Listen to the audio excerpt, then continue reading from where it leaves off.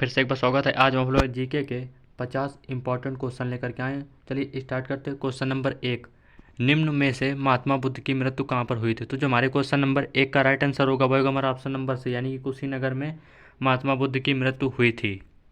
Question number 2, Simon commission Bharat किस वर्ष आया था? तो जो हमारे क्वेश्चन नंबर 2 का राइट आंसर होगा वो होगा हमारा ऑप्शन नंबर सी, यानी कि 1928 सन में जो कि साइमन कमीशन भारत आया था।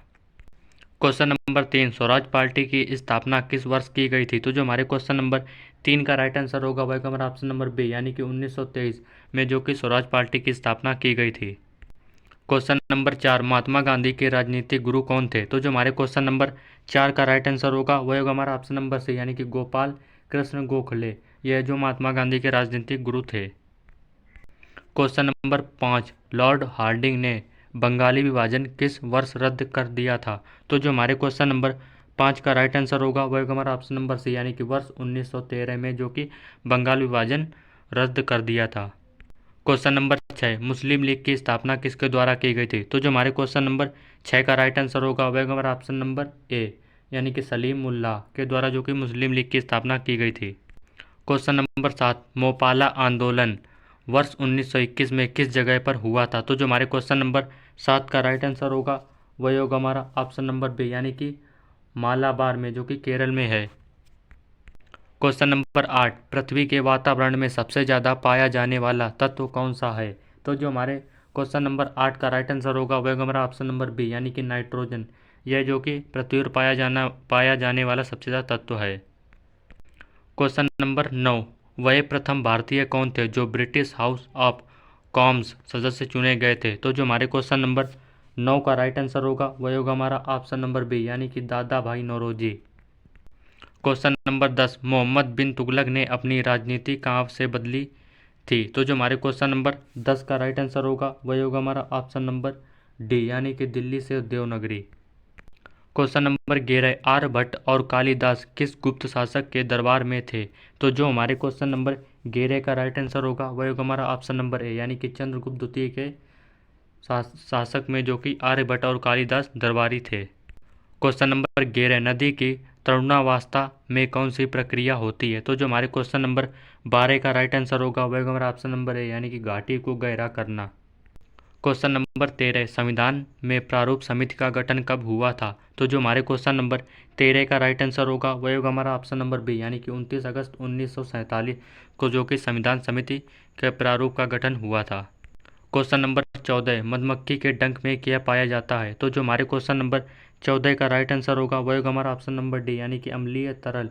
यह जो कि मधुमक्खी के डंक में पाया जाता है। क्वेश्चन नंबर 15, सूर्य के सबसे नज़दीक ग्रह कौन सा है? तो जो हमारे क्वेश्चन नंबर 15 के ऑप्शन हैं वह है बृहस्पति, मंगल, बुध, शुक्र। तो जो हमारे क्वेश्चन नंबर 15 का राइट आंसर होगा वह होगा हमारा ऑप्शन नंबर सी, यानी कि बुध, जो कि सूर्य के सबसे नज़दीक ग्रह है। क्वेश्चन नंबर 16, कोयले के किस रूप में अधिकतम प्रतिशत में कार्बन पाया जाता है? तो जो हमारे क्वेश्चन नंबर 16 का राइट आंसर होगा वह होगा हमारा ऑप्शन नंबर ए, यानी कि एंथ्रासाइड में जो कि कोयले के जो कि अधिकतम जो प्रतिशत होता है वह एंथ्रासाइड होता है, जिसमें सबसे ज़्यादा कार्बन पाया जाता है। क्वेश्चन नंबर 17, भारत के राष्ट्रपति को उनके पद से कौन हटा सकता है?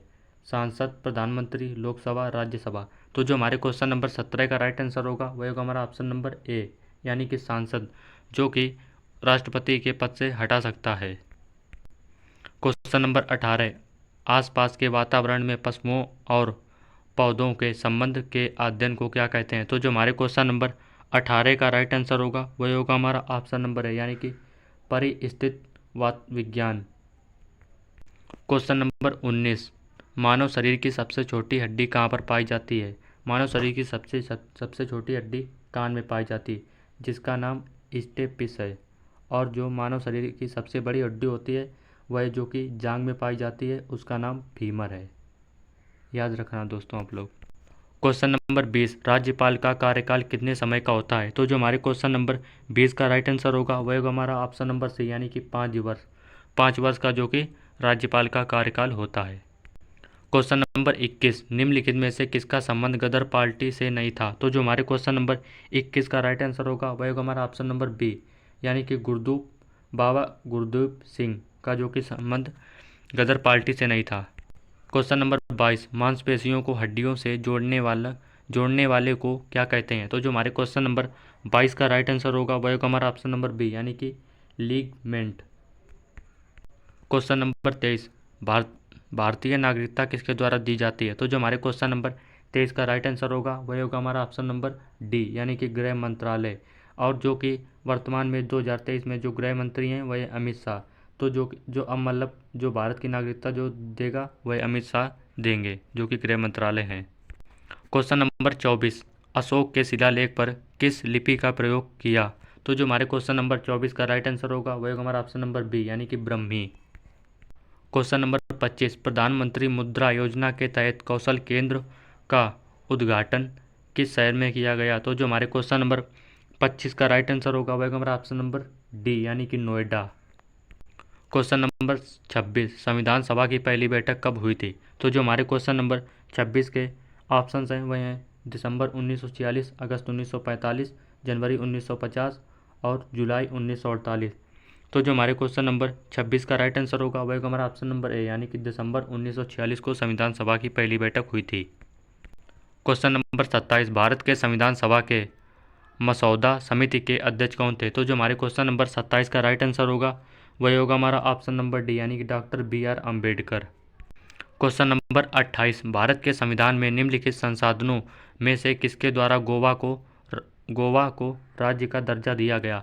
तो जो हमारे क्वेश्चन नंबर 28 का राइट आंसर होगा वह होगा हमारा ऑप्शन नंबर बी, यानी कि 56वां संशोधन के द्वारा भारत के गोवा को राज्य का दर्जा दिया गया। क्वेश्चन नंबर 39, निम्नलिखित में से किस राजपूत शासक ने 1391 ईस्वी तराइन के प्रथम युद्ध में मोहम्मद गौरी को हराया था? तो जो हमारे क्वेश्चन नंबर 29 का राइट आंसर होगा वह होगा हमारा ऑप्शन नंबर सी, यानी कि पृथ्वीराज चौहान ने 1391 ईस्वी में पृथ्वीराज चौहान जो कि मोहम्मद गौरी को हराया था। क्वेश्चन नंबर 30, निम्नलिखित में से किस शासक के अधीन दिल्ली सबसे पहले राजधानी बनी थी? तो जो हमारे क्वेश्चन नंबर 30 का राइट आंसर होगा वह होगा हमारा ऑप्शन नंबर ए, यानी कि तोमर राजपूत। क्वेश्चन नंबर 21, रजिया सुल्तान को निम्नलिखित में से किस किले में कैद किया गया था? तो जो हमारे क्वेश्चन नंबर 31 का राइट आंसर होगा वह होगा हमारा ऑप्शन नंबर ए, यानी कि बंडिता में किला मुबारक में। क्वेश्चन नंबर 32, निम्नलिखित में से किस क्रांतिकारी को अंग्रेजों ने अलीपुर बम साजिश मामले में आरोपी के रूप में गिरफ्तार किया था? तो जो हमारे क्वेश्चन नंबर 32 का राइट आंसर होगा वह ऑप्शन नंबर ए, यानी कि कन्हैयालाल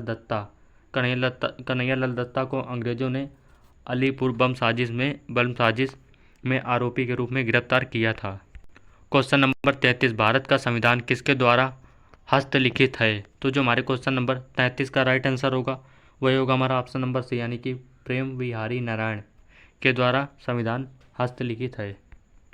क्वेश्चन नंबर 34, ज्योतिबा फूले ने सत्यशोधक समाज की स्थापना किस वर्ष की थी?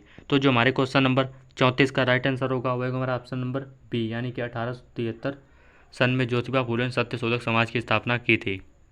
क्वेश्चन नंबर 35, निम्नलिखित में से किसका संचाल विद्रोह हुआ था? तो जो हमारे क्वेश्चन नंबर 35 का राइट आंसर होगा वह होगा हमारा ऑप्शन नंबर डी, यानी कि 1855 से 56 के बीच जो कि संचाल विद्रोह हुआ था।